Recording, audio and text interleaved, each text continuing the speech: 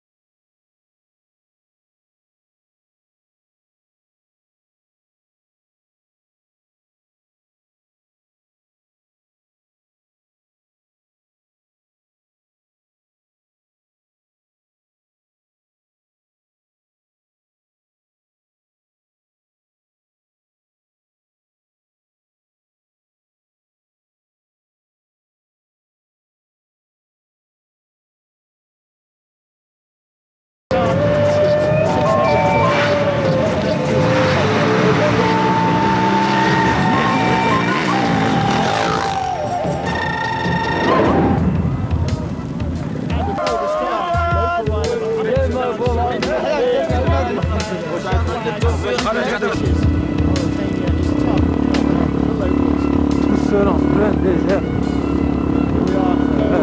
C'est pas drôle.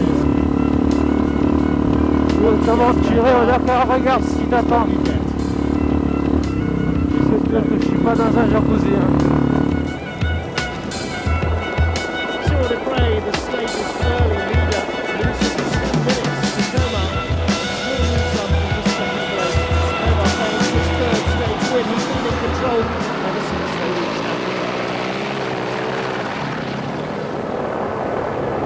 Dramas though for Giuseppe Esteve. He loses 2 hours and 10 minutes with a gearbox problem, dropping from second to 8th.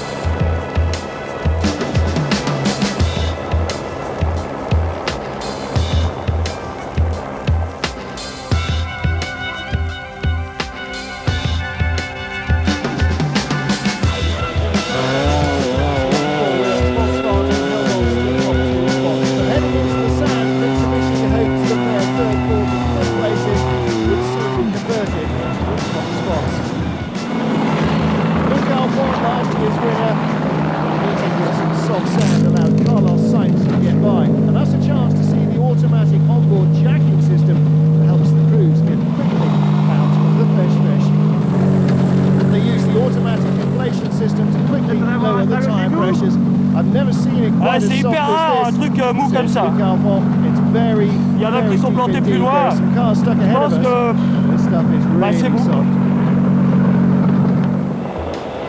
Job done, time to press on. This is what Mitsubishi had built their cars for. But for Volkswagen, Janil de Villiers win his second consecutive stage, his third of the event, to extend his lead to 30 minutes. And elsewhere, the soft dunes caught plenty in their clutches.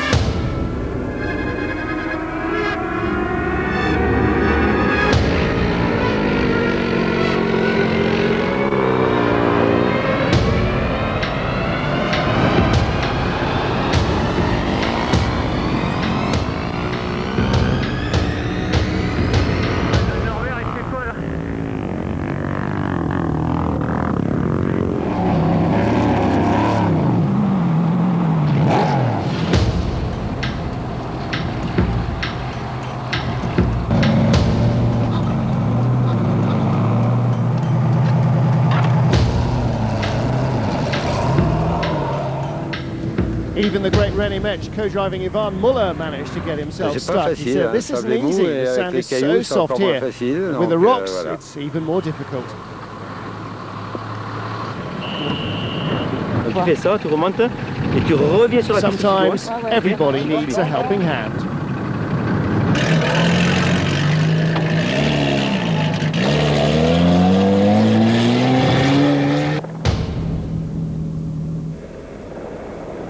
From the amateurs to the professionals.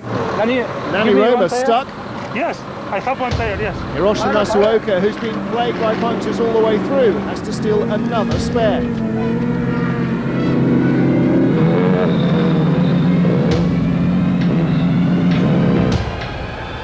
so it goes on.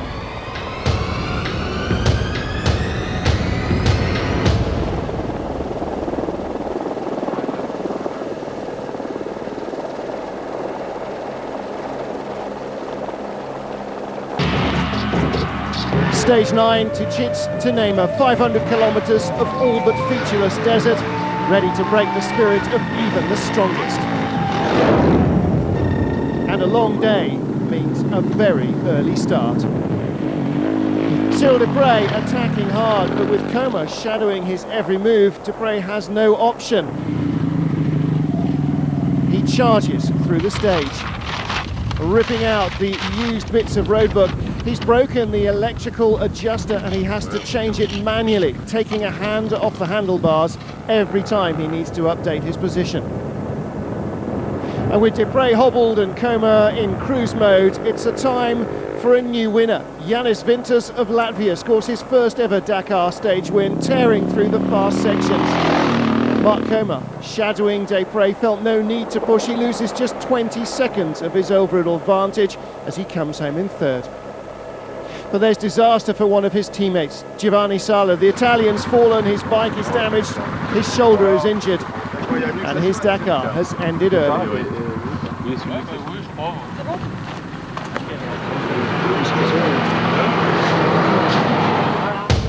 With 3 stage wins already to his credit, rally leader Giniel de Villiers set out to try and extend his advantage.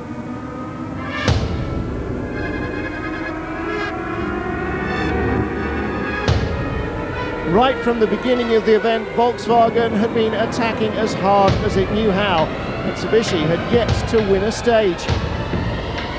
They would hope that experience and preparation would tell over raw speed. And soon, Volkswagen was to find that the desert is a cruel mistress. Giniel de Villiers smoking, his car alight, an oil leak set fire by the hot turbo. Co-driver Dirk von Sitzewitz trying to find the cause and fix the problem as the clock ticked. It's just very sad, you know, for Volkswagen, because we've been really doing well this rally, and the guys have put a lot of effort into to come to this point of performance, you know, and now something small lets us down. But anyway, we'll have to go and see what it is, and we'll have to try again next time. The South African knew that his rally lead had evaporated, and with it probably any chance of a win. But even Peter Hansel, he was stopped on the stage as well, stopping to change another broken clutch. This now takes just 15 minutes with a secondary external clutch fitted for fast changes, instead of around an hour and a half with the old system. But it's all time lost. And with the problems around him and with the fast, open nature of the stages, this was playing perfectly for one man, for Jean-Louis Schlesser. He knows that his buggy doesn't always have the upper hand, but when it does, and today was his day, he is there to strike.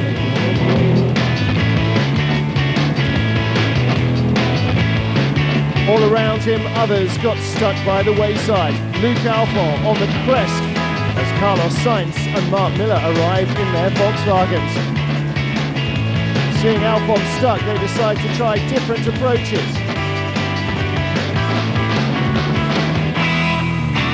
With de Villiers gone, Volkswagen's lead was now just Carlos Sainz.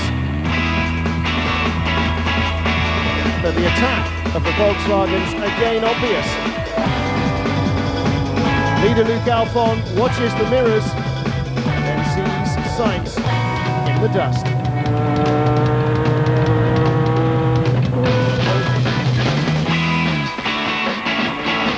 And a few minutes later, Mitsubishi has another Volkswagen for company, before he too is eating Mark Miller's dust. All going well then for Sainz, attacking hard and looking for a stage victory until this. Grinding to a halt is Touareg, rolling engineless. Naturally, teammate Mark Miller stops to see what's gone wrong. The man who lost out on pace. It's a sweet moment. I love it. Dakar back in front as the two crews pit their wits against whatever ails the car. It cut during a braking area, and they think they have an electrical problem. Later, much later, back in the bivouac, it transpires that a timing belt had broken, something that has never previously stricken the TDI motor. In the desert, there is no chance of knowing that. Even the presence and assistance of Carlos Sousa was to no avail. Everybody scratches their heads, and then eventually they have to leave sight to it. Everything was all going great, said El Matador. We caught Alfon, who started in front of us, then all of a sudden the engine just cut out in the braking area. Sainz, like his teammate, would have to wait for a tow truck. And in the desert, it's not just mechanical dangers that you have to keep your eyes open for.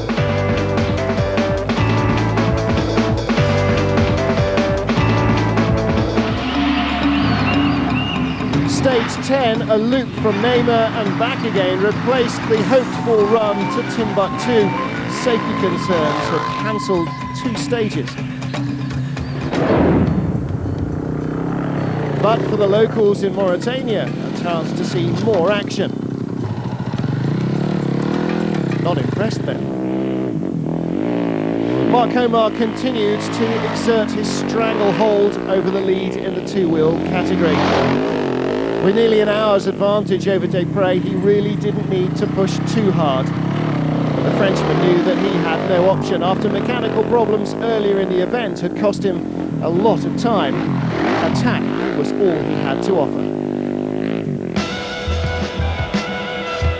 After Volkswagen's issues on the previous day, it was a time for another German manufacturer, albeit with a private-run team, to take the ascendant, at least on the stage. For the first time, Qatari driver Nasser El Attaya scored a Dakar stage win for the BMW X-Ray team. Looking at the road book the previous night, he expected the stage to play to his strengths, and so it did. Tight, fast and very sandy. Hiroshi Masuoka, for the first time almost in the event without dramas, also went quickly. But his Mitsubishi was unlikely to be in the running for an overall win. And Volkswagen's hopes, well, they now rested with Mark Miller, the experienced American, and Carlos Sousa also charging hard, but he too was to run into trouble in the desert. More mechanical maladies. This time a broken rear differential, the crew forced to remove the drive shafts to be able to continue. Okay. And now with a two-wheel drive, front-wheel drive turbo diesel to take on the dunes and the sand of Mauritania. Only with two-wheel drives in the front. We broke it's broke in the kilometer 4 or 5. It's not a good day. And now we go two-wheel drives.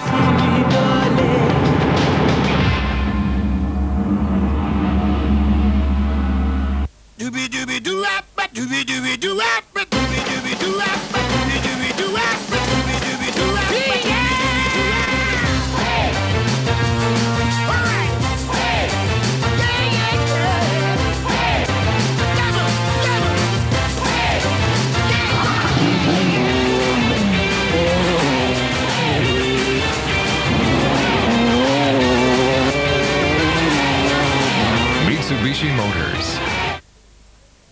Which Australian took 5 wickets in a game and was never picked again? Anthony Stewart. Correct. You're hired.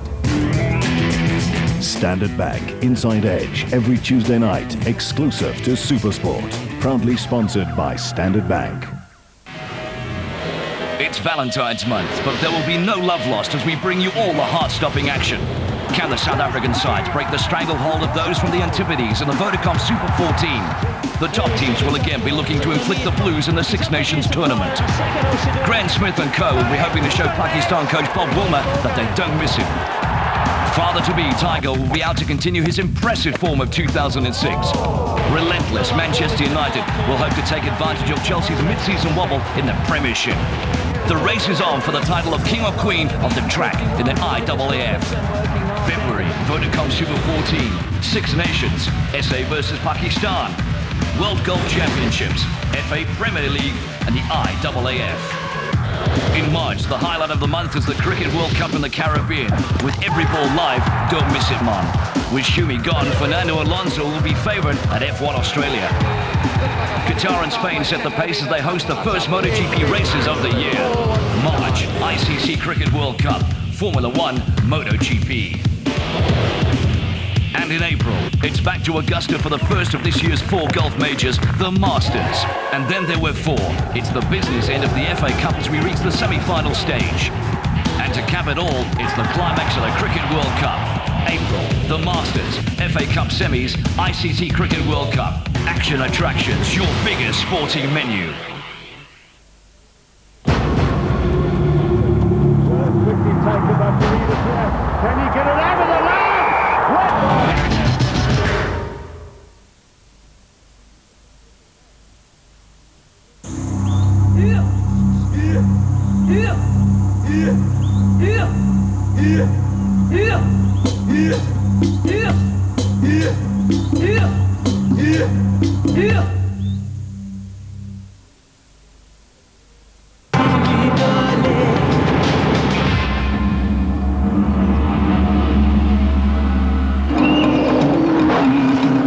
With the run to Timbuktu cancelled, day 11 was a straightforward liaison section from Nema to Ayoun.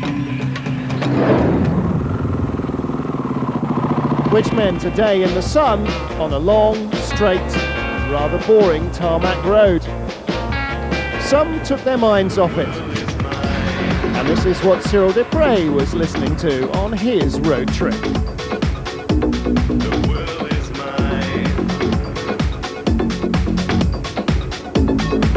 But you still have to keep your eyes on the scenery. Stage 12 then, from Ayoun, heading towards the border with Mali. And Kay.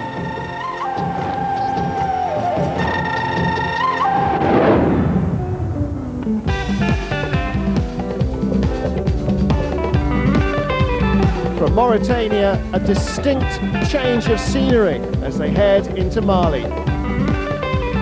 Less sand, more greenery, of a kind. And with the lack of vision that the trees bring comes a lack of direction. All 11 top riders on the stage in a clump and completely and hopelessly lost. Route director David Castera had caught them in one of his favourite traps. The man who eventually came out on top, Spaniard Isidre Esteve, made the best of a bad job. But behind the lead group, a chance for others to shine. Second on the stage, the Portuguese Paulo Gonçalves, his best result on a Dakar special. And the best ever for a Polish rider, Jacek Szakor, took third. One better even than Marek Dabrowski had managed.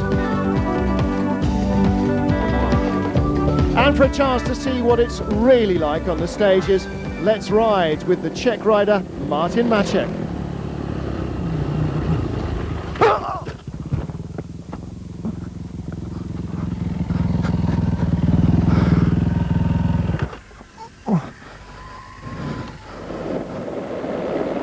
With his lead gone, Carlos Sainz had no option now but to attack. So too all the Volkswagens, nothing less than maximum effort would achieve anything. But for Stefan Peter-Hansel, the lead didn't necessarily mean a chance to relax. Navigation again tough. And in the shrubs, the undergrowth and the trees, finding the right route out of dozens of conflicting paths is not always easy, even for the greatest drivers and riders. He rejoins the track right behind Mark Miller. But the Volkswagen's turn of speed puts him back in a dust cloud. Miller still knows he has a lot to do. Charging through the undergrowth, something they wouldn't even have seen 2 days earlier. And then a few precious seconds while the shrubbery is removed. It won't take long to overheat an engine with a blocked cooling duct. In the truck category, Dutchman Hans Stacey in the man has been leading the competition. And with a handy lead over the Kamaz, he could really do without being lost.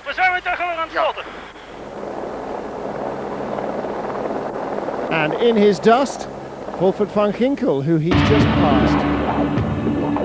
Stage 13 from Gaze in Mali to Tambacounda, heading for the first time into Senegal. 260 kilometers of special stage. And the rally on two wheels took a dramatic turn. These are the first images from the helicopter camera of race leader Mark Comer. Dazed and confused, but seemingly physically uninjured. Comer didn't even know where he was, on the stage or on a liaison, when the medical crews got to him. Well, look after you, he said. Where's my bike? Is it okay? Don't you worry about the bike. It's you we're worried about. But we'll look after it for you. The medical helicopter was on hand to take Comer back to the bivouac and out of the rally. With the leader concussed, Cyril Desprez out on the stage knew nothing about the fact that he had inherited the lead, but he was glad to hear that his friend and rival was okay. And for Carlos Sainz, another stage, another victory. Nani Roma pulls over to allow Stefan Peter-Hansel to go past. Roma and Masuoka now playing backup to Peter-Hansel, the leader, and second-placed Luc Alphon. Mitsubishi leaving nothing to chance, and that meant that the rest of the field, including Jutta Kleinschmidt's BMW, were closer to the front-running pace than before. Kleinschmidt having a trouble-free day. Very narrow. There is a truck on the left side. This narrow pist. The co-driver Tina Turner pointing out the host of trouble that lays on the stage. And it was found by Krzysztof Holowicz. The previous day he'd had Poland's best ever result on four wheels, a series of high-speed jumps. He said in the road book it said there were 2 holes. In fact, there were 5 or 6. Spelling the end of his demise. And this is a slow-motion version of how Holowicz found the end of the road.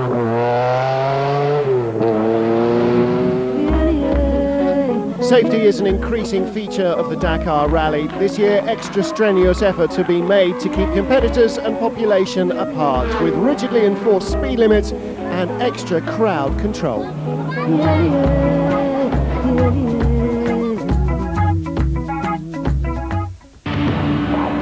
The penultimate day of the rally from Tambacounda into Dakar. 225 kilometers of special, and the ride into the city at the end of it.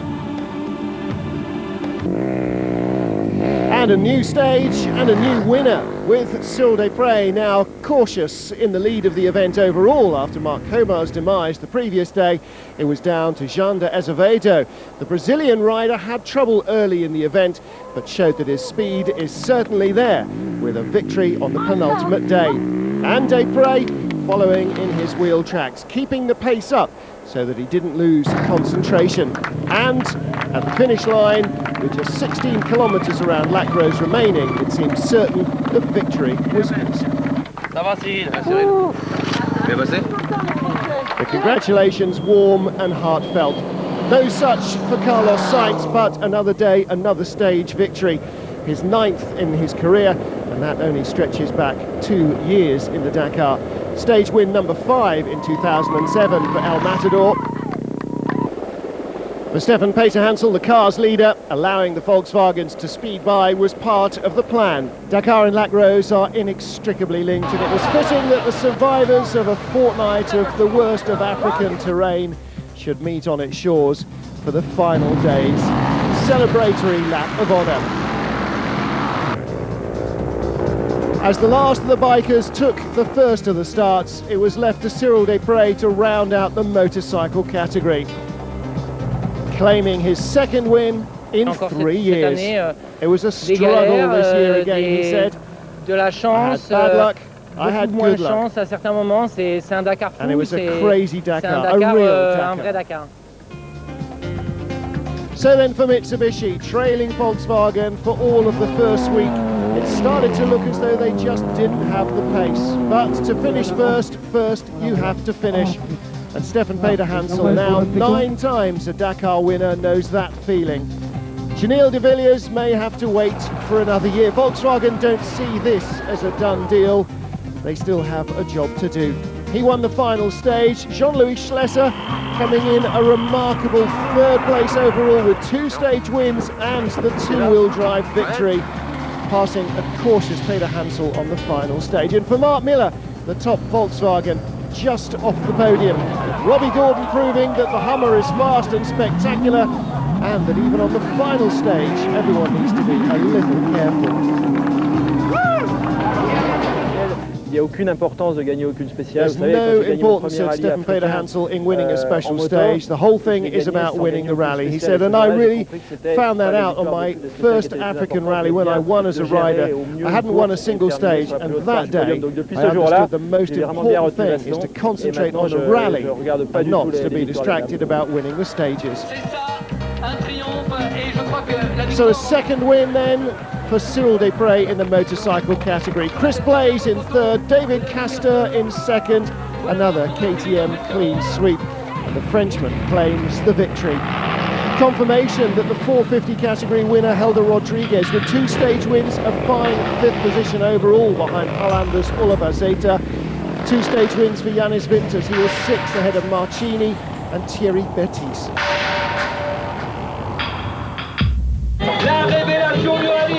So Helder Rodriguez, the rally leader when they came to Africa, he won the 450 category with a top 5 finish, and the top rookie Fabien Planet, 11th place, a remarkable achievement. Winning the quads by more than 5 hours from the Czech Republic, Josef Masacek, and a 7-minute margin of victory in the car category. Stefan Peter-Hansel 6 times on the bikes, now 3 times in the cars. Mitsubishi claimed their 7th consecutive win in the Dakar, out of a total of 12 victories, with Luc Alphon again the runner-up as in 2004, and Jean-Louis Schlesser taking 3rd place ahead of Volkswagen's Mark Miller. Miller promised that they will be back next year stronger than ever. Maybe next year Mitsubishi won't have it all their own way at the finish.